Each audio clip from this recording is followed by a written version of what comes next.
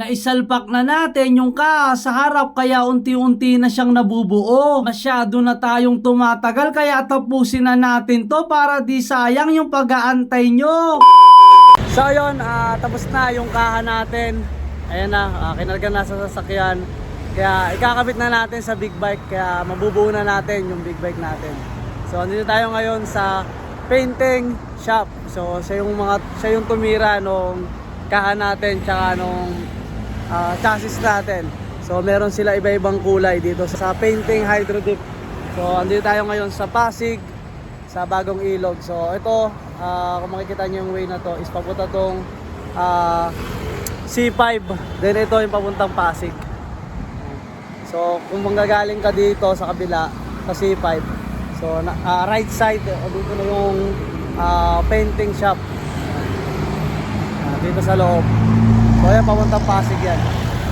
Ayan yung mga gawa nila kaya ipapakita ko sa inyo. Kaya medyo natagalan dahil sobrang dami nagpapagawa, hindi natin masingit yung kaha ko. Kaya sana ay maintindihan nyo na hindi ganun kadali yung proseso. Katulad na lang sa pinapangarap mo, hindi mo makukuha yan kung hindi ka dadaan sa tamang proseso. Ang ganda ng pagkakakulay, swabing-swabe, nakakabighani. Kaya ikakabit na natin yan sa big bike natin, bibilisan ko na ng konti. So ayun, nakuha na natin yung kaha. So ito na yung kaha. Tapos ayun na yung ibang kaha nya.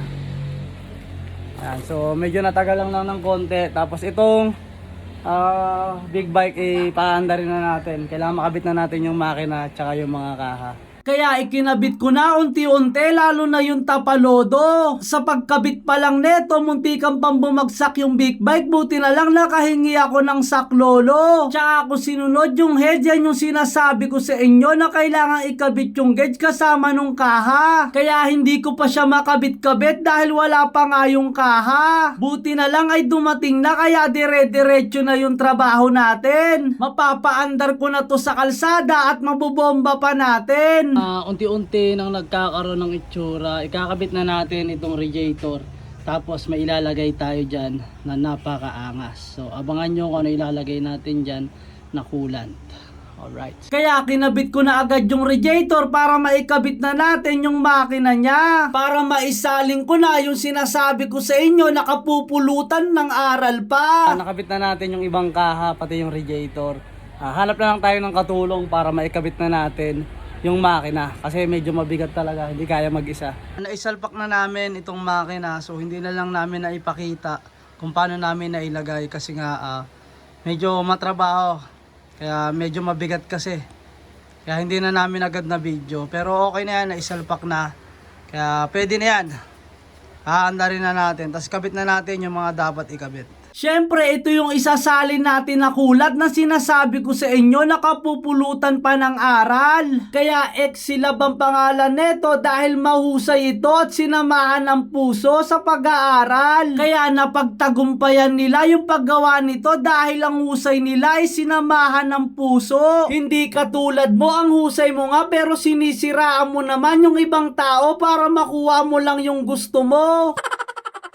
Kaya sinalinang ko na para hindi ko na mabunyag yung mga ginagawa mo sa kapwa content creator mo. Hindi porkit nakikita nyong umaangat ako, sisiraan nyo na ako, makamit nyo lang yung minimithi nyo. Sayang ang pagkakaibigan kung inggit lang naman yung inyong pinapairal. Tama na ang dada, okay lang sa akin yun, basta ako may sariling mundo. Kung ayaw nyo sa akin, mas ayaw ko sa inyo. Basta ako, masaya ako sa ginagawa ko dahil hindi ako nakakaapak or nakakaargabyado ng ibang tao. Kaya ilalabas ko na para mapaandar dahil okay na rin pati preno. Ang problema ko na lang, kulang pa pala yung ibang pyesa nito, kaya paano natin ilalabas to? Naikabit na natin yung makina. So ayan yung plaka niya. Last register niya is 2009. Ito yung panahon na nagkaroon ng undoy. Ayan. So ayan, all goods na siya. Nakikabit na natin yung makina. Then yung sa harap sa kaha. Yung sa likod na lang. Tapos yung sa gilid na kaha. So ito yung mga kaha nun.